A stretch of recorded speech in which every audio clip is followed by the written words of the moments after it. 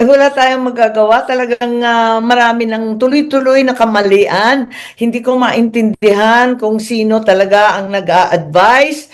Nung bata pa ako, maliit pa ako, hindi naman maliit pero teenager pa ako, sinabi ko na talaga Malacanang is a snake pit. Nung panahon ng tatay ko yun, kasi kung ano-ano ang, kung sino sino lumalapit, kanya-kanyang agenda.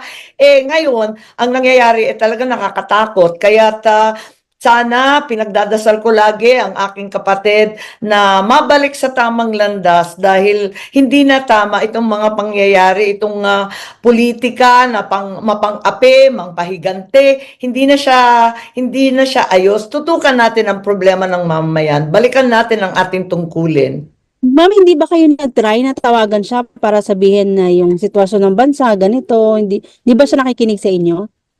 Hindi, hindi. Sadly, marami nang nakapaligid at hinaharang talaga ang pag-uusap-usap namin. Malungkot ako dito talaga, hindi ko pinagmamalaki itong mga pangyayari.